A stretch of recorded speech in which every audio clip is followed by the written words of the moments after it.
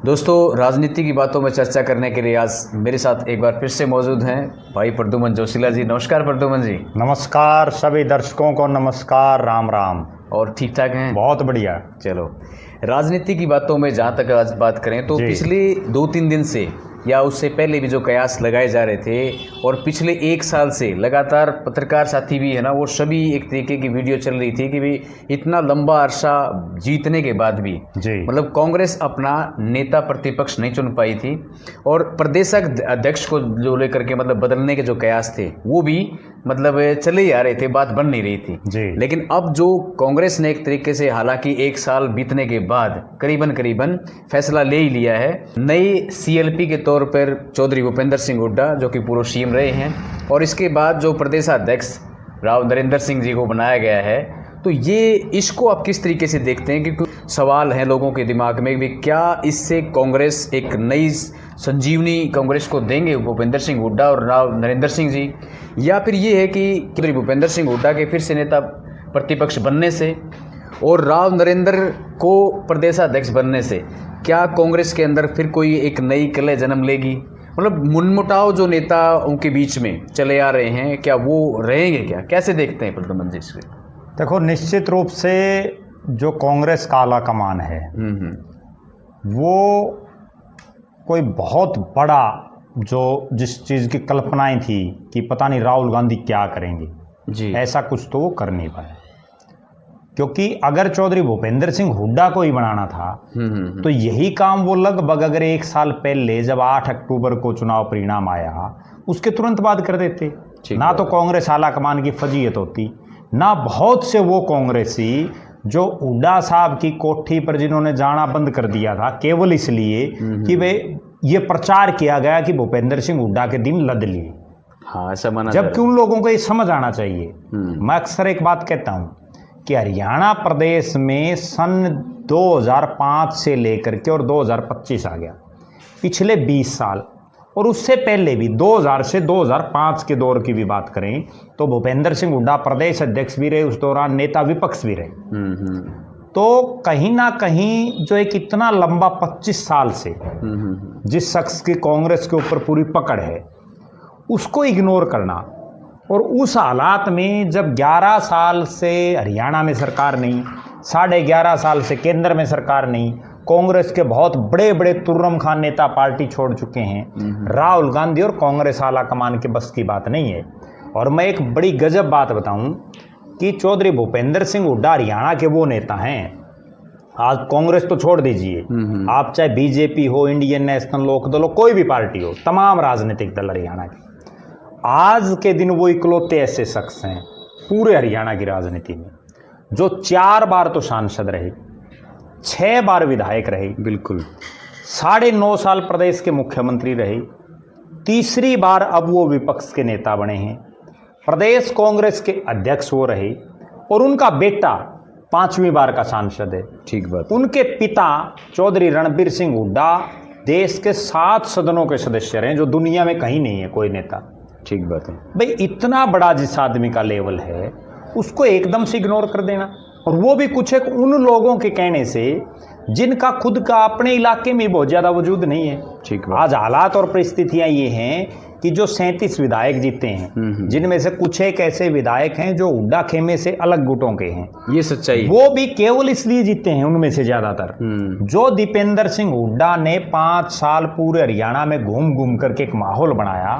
5 साल उन्होंने जो मेहनत की दिन रात, भले ही पार्टी सत्ता में नहीं आ पाई, कई बार चुनाव में हार जीत हो जाती है, लेकिन उसके बावजूद जो माहौल बनाया उस माहौल की देन है कि वो जो हुड्डा को नहीं चाहते थे वो लोग भी जीते हैं। ठीक बात है। कहीं ना कहीं कांग्रेस के शीर्ष नेतृत्व को भी भले ही देर से समझ आया, लेकिन अब आखिरकार समझ आ गया कि हुड्डा इज कांग्रेस और कांग्रेस इज हुड्डा हरियाणा में, उसके अलावा बाकी कुछ नहीं है। क्योंकि एक बड़ी कड़वी सच्चाई ये है कि जितना भूपेंद्र सिंह हुड्डा के बेटे दीपेंद्र सिंह हुड्डा 1 साल में घूमते हैं ना लोगों के बीच में, उतना तो ये बाकी सारे कांग्रेसी 5 साल में भी नहीं घूम पाते। जी, बहुत अच्छी बात आपने बताई। ठीक है ना। आप वजूद की अगर बात करें, हरियाणा के 90 के 90 हलकों में केवल चौधरी भूपेंद्र सिंह हुड्डा और दीपेंद्र हुड्डा 2 ही ऐसे नेता हैं जिनका खुद का एक वजूद है। ठीक बात है। वरना तो आप जो बाकी मुख्यमंत्री की चाहत जो लोग रखते हैं वो अपने अपने एरिया में भी कोई विशेष प्रभाव नहीं है। ठीक बात है। इसलिए कहना आसान है, करना बड़ा मुश्किल है। ठीक। और ये भी एक बड़ा गजब, मैं एक चीज़ और बताता हूँ। 2024 में जब चौधरी भूपेंद्र सिंह हुड्डा को इतनी पावर दी, पहली बार ऐसा हुआ है कितना मजबूत विपक्ष हरियाणा प्रदेश में बना है, जिसमें 5 सांसद, 37 विधायक, वरना आज तक कभी नहीं बने थे। और जो वोट ऑफ परसेंटेज है वो भी कोई इक्का दुक्का बातों को अगर छोड़ दें, इक्का दुक्का चुनाव को, तो सबसे ज़्यादा है। बिल्कुल ठीक है ना। तो कहीं ना कहीं मेहनत तो उन्होंने की है। ये एक अलग बात है कि कुछ एक टिकट वितरण गलत हुआ, कुछ एक कांग्रेस के नेताओं ने सही ढंग से साथ नहीं दिया, और कुछ एक कांग्रेस के प्रत्याशियों ने ऐसी बयानबाजी की चुनाव के दौरान, कुछ एक ने खुद की, कुछ एक उनकी जनसभाओं में आने वाले लोगों ने की, जिसकी वजह से कांग्रेस राज से दूर हो गई। बिल्कुल। लेकिन सच्चाई ये है कि जो 37 विधायक कांग्रेस के हैं उनको तो आप छोड़ दो, सदन में जितने बैठे हैं 90 के 90, केवल 2 को छोड़ के, या तो डॉक्टर रघुवीर सिंह काद्यान 7वीं बार के विधायक हैं, या अनिल विज जो बीजेपी के हैं वो 7वीं बार के हैं, लेकिन दोनों सांसद कभी नहीं बने। हुड्डा साहब ठीक है 6 बार के, उनसे 1 बार कम, लेकिन वो 4 बार के सांसद भी तो हैं, जो अपने आप में एक बहुत बड़ी बात है। ठीक बात है। तो ऐसे नेता को कमान जो कांग्रेस ने दी है, ठीक बात है, भले ही देर से दी है, लेकिन और कोई विकल्प ही नहीं था।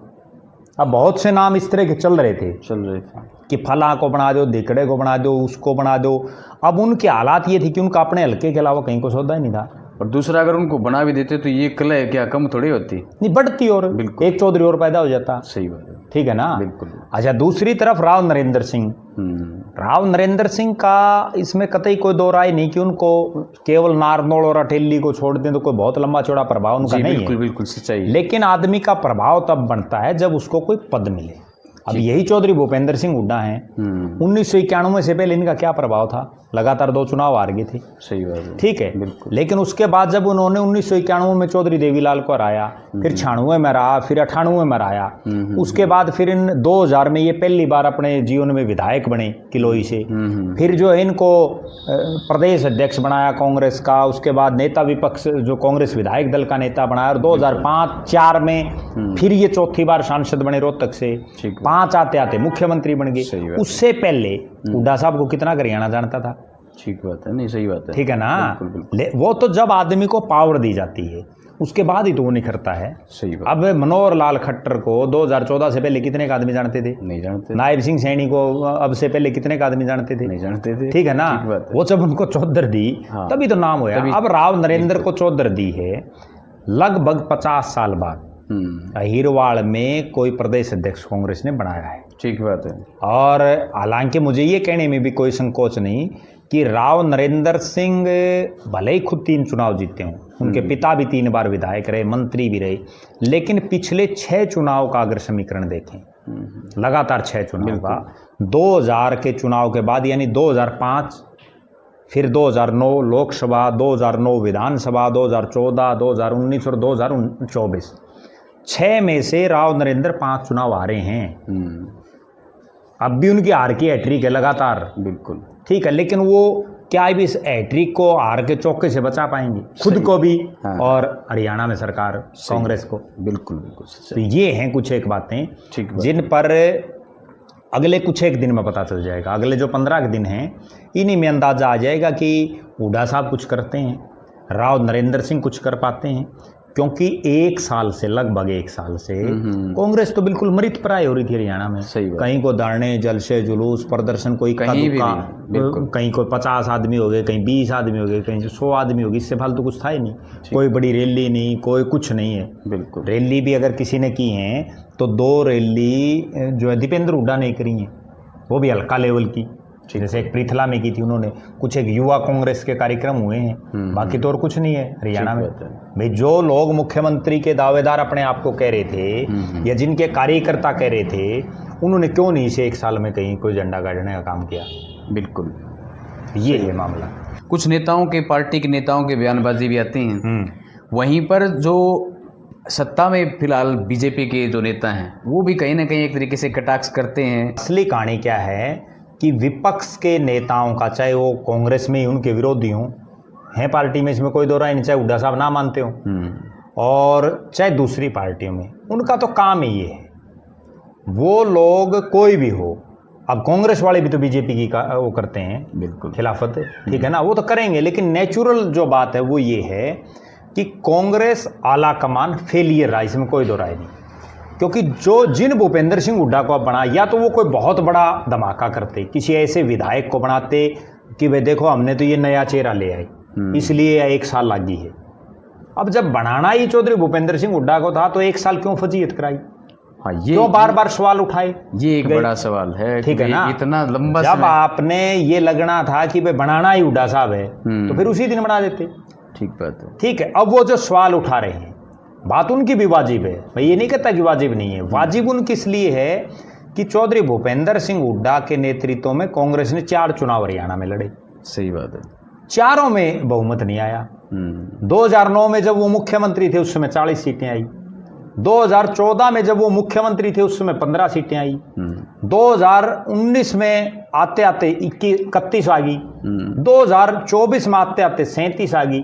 अगर इसी रेशियो से इन सीटें बढ़ी इनकी, तो ये तो फिर 2034 में राज के नजदीक लगेंगे, कहीं 29 में भी नहीं आएंगे। ठीक कह रहे हो, ठीक है ना। बिल्कुल बिल्कुल। तो इसके लिए जो है बहुत कुछ तमाम कांग्रेसियों को एकजुट होकर के काम करना पड़ेगा। लेकिन मैं ये भी कहता हूं कि एकजुट होंगे नहीं, क्योंकि कांग्रेस में जब तक ऊपर मजबूती नहीं है ना, तब तक कुछ नहीं होगा। मैं 2 उदाहरण देता हूं।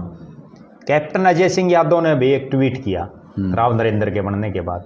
क्या कांग्रेस के शीर्ष नेतृत्व की हिम्मत है कि वो कैप्टन अजय सिंह यादव पर कोई कार्रवाई कर दे? ठीक बात है। उससे पहले भी वो करते रहे हैं इस तरह की बातें। ठीक है। दूसरे नाम प्रोफेसर संपत सिंह, वो शख्स जिसको कांग्रेस ने टिकट दे के विधायक बनाया, जिसको कांग्रेस ने फिर टिकट दी, वो चुनाव हार गया। ठीक है। जिसको के बेटे को जो है कांग्रेस ने बड़ी जिम्मेदारी दी, खुद संपत सिंह को बार बार जो आगे रखा, और उसके बावजूद वो संपत सिंह कांग्रेस में होते हुए और चौधरी देवीलाल की जयंती पर इंडियन नेशनल लोकदल की रैली में शामिल होता और अभय सिंह चौटाला और इनेलो की तारीफ करता है। ठीक है। भूपेंद्र सिंह हुड्डा का बिना नाम लिए उस पर कटाक्ष करता है, लेकिन कांग्रेस चुप बैठी है, कोई कार्रवाई नहीं करी। क्यों नहीं निकाल रहे पार्टी से? ठीक बात है। मतलब कुछ सख्त फैसले लेने के, सख्त फैसले जब तक नहीं लेंगे ना, बीजेपी का कोई नेता जाके दिखा दो। ठीक बात है। कांग्रेस की जनसभा बीजेपी का कोई नेता जाके दिखा दो। एक और नाम मैं बता देता हूं, कांग्रेस में तो ये हालात है इसलिए कांग्रेस खत्म होती जा रही है। उदय भान जो प्रदेश कांग्रेस के अध्यक्ष हैं, उन्होंने एक शख्स को 6 साल के लिए पार्टी से निलंबित कर दिया। ठीक है। वो पहले भूपेंद्र सिंह हुड्डा की हाजिरी मारता था, वहीं खूब नारे लगाता था हुड्डा साहब के। ठीक बात। फिर उसने क्या किया, अब उदय भान और हुड्डा साहब खास हैं। जब उदय भान ने उसको निकाल दिया पार्टी से, निलंबित कर दिया, तो उसने दूसरा पैतरा अपना और पार्टी में नहीं गया, वो शैलजा रणदीप सुरजाले की हाजिरी ला गया मार। सही बात। शैलजा के कोठे पे जाने लग गया। अब कांग्रेस में यही सबसे बड़ी समस्या है। ठीक बात। भाई जिनकी हुड्डा साहब से नाराजगी हो जाती है वो शैलजा की तरफ हो लेते हैं, जिनकी शैलजा से नाराजगी हो जाती है वो हुड्डा साहब की तरफ हो जाते हैं। ठीक बात। अभी मैं आपको बताऊं, ये तो जिस दिन विधायक दल का नेता बना, उसी दिन एक ऐसा शख्स जो कांग्रेस पार्टी का बड़े प्रमुख नेताओं में, उसने मुझे ये कहा कि भाई मैं तो अब छिक लिया हुड्डा साहब और से। अच्छा। मैं जो है दूसरे नेता ने पकड़ना चाह रहा हूँ, भले इनकी कौन पा रही बड़े। और हुड्डा साहब और दीपेंद्र हुड्डा ने उसके लिए बहुत कुछ कर रखा है, उस नेता के लिए। माँ भाई कौन तो इंतजार कर। वो इतनी देर में क्या होया कि वो शाम को डिक्लेयर हो गई। उसका शाम ने फिर फोन आ, बोले अरे तो हुड्डा साहब बन गए, बोले तर्क, बोले बधाई देने जाऊंगा मैं तो। तो तुम्हें और कहता। तो हालात ये है कांग्रेस में, इसलिए कांग्रेस के आला कमान को मजबूत और कठोर निर्णय लेने पड़ेंगे। ठीक बात। आप एक चीज देखो, जिन लोगों ने 2024 के विधानसभा चुनाव में कांग्रेस के प्रत्याशियों की खिलाफत करी, और वो कांग्रेस के प्रत्याशी उनका बाकायदा नाम लिख लिख के चिट्ठी दे आए, उसके बावजूद एक पे भी कार्रवाई हुई तो बताओ। सही बात है। यही तो सबसे बड़ी समस्या है। ठीक बात है। इसीलिए कांग्रेस धीरे धीरे गर्त में जा रही है। सही है। अब राव नरेंद्र के सामने भी सबसे बड़ी चुनौती यही है कि वो जो कांग्रेस में रहते हुए लोग कांग्रेस के खिलाफ बोल रहे हैं, उन पर कोई कार्रवाई करते हैं या नहीं। ठीक बात। ये सबसे बड़ा सवाल है, क्या इतनी हिम्मत वो कर पाएंगे? और फिर कार्रवाई के बाद अब उदय भान ने किसी आदमी को 6 साल के लिए निकाला, और वो जब शैलजा की कोठी पे जाता है या उनके कार्यक्रमों में शिरकत करता है जिनमें वो होती हैं, उस समय उदय भान का ये फर्ज नहीं कि वो कुमारी शैलजा से बात करे। ठीक बात है, लेकिन नहीं हो पा रहा, बिल्कुल। इसीलिए कांग्रेस में आपसी सिस्टम खराब हो रहा है। चलो जी, अब तक जितनी बार नेता प्रतिपक्ष चौधरी भूपेंद्र सिंह हुड्डा रहे हैं, मेरे ख्याल से तीसरा मौका होगा इनको, तीसरा। तो अब तक के और जो ये कार्यकाल चलेगा, रहा इनका एक्सपीरियंस क्या रहा और अब इनके सामने क्या चुनौतियां हैं? देखो ऐसा है, जब दोनों बार ये बने तो दोनों बार अलग अलग परिस्थितियां थी। अच्छा, पहली बार जब था उस समय चौटाला साहब का राज था, बीजेपी का तो कहीं कुछ सौदा ही नहीं था। आज बीजेपी राज में पिछली 5 साल बीजेपी रही है, और जो पिछली 5 साल में सीन था लगभग सेम अब की बार है, क्योंकि वही बीजेपी सत्ता में है। कांग्रेस के पिछली बार 31 थे, इस बार 37 हैं, फर्क इतना ही है। बीजेपी के पिछली बार 40 थे, वो इस बार 48 पे हैं। तो कहीं ना कहीं हुड्डा साहब को मजबूती से विधानसभा में आवाज उठानी पड़ेगी। बिल्कुल। और अकेली विधानसभा से कुछ नहीं होता, विधानसभा में 2-3 दिन का 3 दिन का सेशन होता है, 4 दिन का हो जाता है, उससे क्या फर्क पड़ेगा जनता की? असली कहानी तो ये है कि आप विधानसभा की बजाय सड़कों पर कितना संघर्ष करते हैं। बिल्कुल, क्योंकि आज भूपेंद्र सिंह हुड्डा की जो उम्र है वो सड़क पर संघर्ष कर पाएंगे, ये भी बहुत अपने आप में एक बहुत बड़ा सवाल है। ठीक है, बड़ी बड़ी जनसभाओं को तो वो संबोधित कर देंगे, लेकिन फिर भी उनको जितनी उनकी हिम्मत है उतना सड़क पर रहना चाहिए, क्योंकि हम देख रहे हैं पिछले 1 साल से तो कांग्रेस कहीं सड़कों पर है ही नहीं। सही बात। अच्छा, राव नरेंद्र सिंह का भी क्या है कि हरियाणा के बिल्कुल आखिरी छोर नारनौल से वो आते हैं, उस हिरवाड़ के उस इलाके से आते हैं जिसमें गुड़गांव में 4, रेवाड़ी में 3 और महेंद्रगढ़ में 4, और दादरी को भी अगर इंक्लूड कर दें तो 2। इन पूरी 13 सीटों में केवल 1 विधायक है कांग्रेस पार्टी का, मंजू चौधरी, नांगल चौधरी से। ठीक है, तो उनको तो इस इलाके में मजबूती, कम से कम राव नरेंद्र, पूरा हरियाणा छोड़ दो आप, अगर इस हीरवाड़ में भी कांग्रेस को 5-6 सीटें दिला दे वो, तो राज बन जाएगा। ठीक बात, बहुत बड़ी बात है। बिल्कुल, 5-6 भी अगर दिला दे, 5-6 से भी आगे कि अपनी खुद वाली बचा ले, नारनौल वाली, क्योंकि 3 बार लगातार वो हार चुके हैं। ठीक बात है, ठीक है ना। बिल्कुल, तो ऐसा उनको उस एरिया में विशेष फोकस करना चाहिए, क्योंकि मुझे ये कहने में भी कोई ताज्जुब नहीं। अब मान लो राव नरेंद्र सिंह जींद में आ जाते हैं, जींद में उनका क्या प्रभाव है, और उनके कहने से कितने लोग वोट दे देंगे? ठीक बात। जिन लोगों ने भूपेंद्र सिंह हुड्डा के कहने से वोट नहीं दिए, वो राव नरेंद्र के कहने से दे देंगे, ये भी बहुत बड़ा सवाल है। बहुत बड़ा सवाल। लेकिन अब वो एक ओबीसी चेहरे के तौर पर पार्टी उनको प्रोजेक्ट किया है। ओबीसी चेहरा ही नायब सिंह सैनी बीजेपी का मुख्यमंत्री है, बीजेपी सत्ता में है, तो सत्ता से दूर करना लोगों को अपने आप में बहुत बड़ी चुनौती है। अब उस चुनौती से कितना पार राव नरेंद्र सिंह पा पाते हैं, ये अपने आप में बहुत बड़ा सवाल है। तो आज की वीडियो में इतना ही, फिर मिलेंगे एक नए विषय के साथ और एक नई वीडियो में। तब तक के लिए आप सबको नमस्कार, राम राम।